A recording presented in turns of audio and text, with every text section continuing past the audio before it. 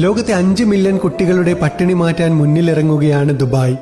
ഭരണാധികാരിയുടെ ഈ മാതൃക പിന്തുടർന്ന് ഈ പുണ്യ റമദാൻ മാസത്തിൽ ദുബായിൽ ഒരാൾ പോലും കഷ്ടപ്പാട് കാരണം ഭക്ഷണം കഴിക്കാതിരിക്കരുതെന്ന സന്ദേശമാണ് അതിഥി സൽക്കാരത്തിൽ മാതൃകയായ തലശ്ശേരിയുടെ പേരിലെ തലശ്ശേരി റെസ്റ്റോറന്റ് മുന്നോട്ട് വെക്കുന്നത്.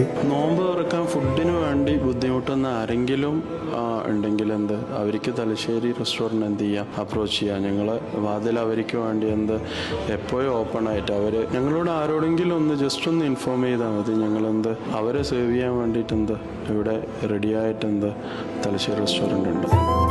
UAE-ലെങ്ങും ഇനി പകൽ സമയം വ്രതാനുഷ്ഠാനത്തിന്റെയും വൈകുന്നേരങ്ങളിൽ പ്രാർത്ഥനയുടെയും കൂടെ ഭക്ഷണം കഴിക്കലിന്റെയും കഴിപ്പിക്കലിന്റെയും ആഘോഷം. കഴിഞ്ഞ വർഷം മാത്രം ഞങ്ങളിത് പൈസ തന്ന് ഏൽപ്പിച്ചിട്ട് ആൾക്കാർ ചാരിറ്റി ആയിട്ട് ഞങ്ങൾ ചെയ്ത് കൊടുത്തിട്ടുണ്ട്.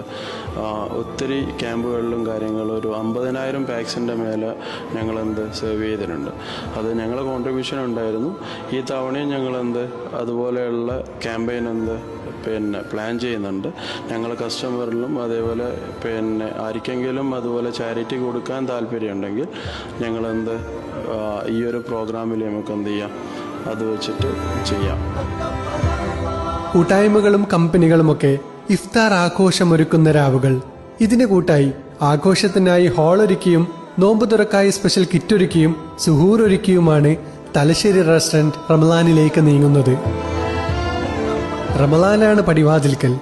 ദുബായും ദുബായിക്കാരും ഒരുങ്ങിയിരിക്കുന്നു മാതൃകാപരമായ പുണ്യപ്രവൃത്തിയിലൂടെ ഈ പുണ്യമാസത്തെ ധന്യമാക്കാൻ.